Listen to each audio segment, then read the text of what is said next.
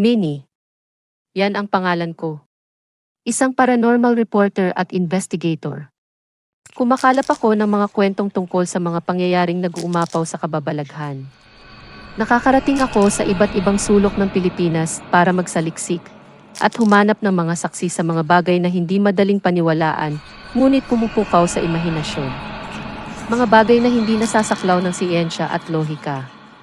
Mga maligno, mga multo, at iba pang elemento na kahit hindi natin gustuhin ay kapiling natin sa araw-araw. Nagmamasid sila at nag-aabang. Naghihintay ng isang sandali ng kahinaan para magpakita at gambalain ang iyong katahimikan. Ang kwento natin ngayong araw ay tungkol sa pagkakaibigan ng isang dalagita at ang kanyang alagang aso. Isang pagkakaibigan na hindi kayang putulin ng kahit anuman. Siya ay si Lynn Mendoza, 15 taon gulang. Tulad ng ibang teenager, si Lynn ay umaapaw sa sigla. May nakakahawang ngiti na tila nagmumula sa bawat hibla ng kanyang pagkatao. May magulong kulot na buhok na bumabalot sa kanyang mukha at may pilyong ningning sa kanyang mga mata. Siya ay parang isang bagyo ng enerhiya. Laging mapang-usisa sa mundong kanyang iniikutan. Ang mga araw niya ay umaapaw sa kaganapan, kung saan siya ay palaging nagmamadali sa mga kalye at eskinita ng kanilang lugar. Minsan, kasama ang kanyang mga barkada.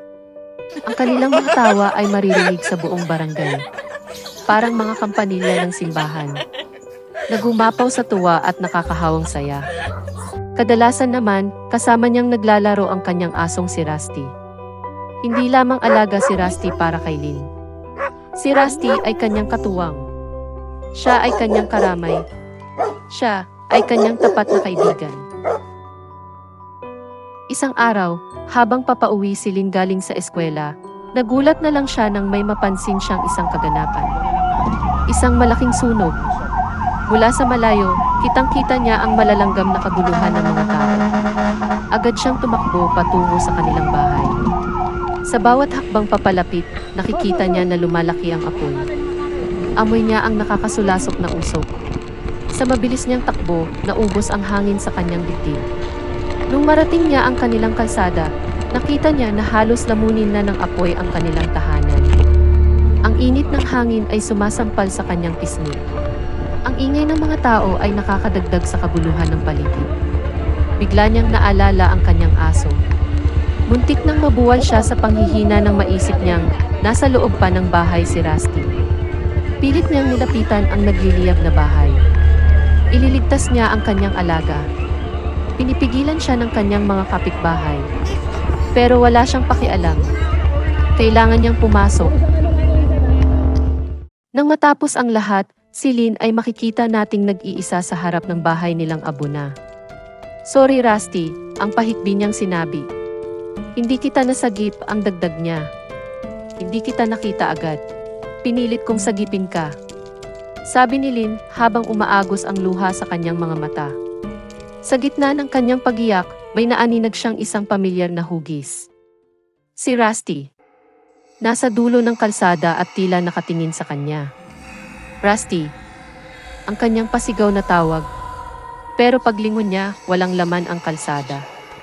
Nagtataka, bahagya siyang naglakad patungo sa lugar kung saan niya nakita si Rusty. "Rusty!" ang sigaw niya. "Rusty!" Pero ang laking gulat niya nang biglang nawala ulit si Rusty sa kanyang paningin. Isang walang laman na kalsada ang tumambad sa kanya. Bigla niyang inisip na talagang wala na si Rusty at malamang ay multo ni Rusty ang kanyang nakita. Pero pilit pa rin niya itong hinanap at sinundan. Gusto lang niyang mayakap at makalaro ulit si Rusty kahit nasa huling pagkakataon. Nakahiga siya sa may bulaklak, ang dahan-dahan na sinabi ni Lynn. Unti-unting nilapitan ni Lynn. "Rusty, huwag kang tatakbo," pabulong niyang sinabi. "Gusto lang naman kitang mayakap," ang dagdag niya. Biglang nagulat si Lynn at nabalisa. Sila pala ay nasa sementeryo at si Rusty ay nakaupo sa isang puntod at umiiyak. Unti-unti lumapit si Lynn. Dahan-dahan para di magulat si Rusty. Bigla siyang nanlamig at nanigas ang kanyang kalamnan. Bumungad sa kanya ang mapait na katotohanan. Nakita niya ang nakaukit na pangalan sa puntod. In loving memory. Lynn Mendoza.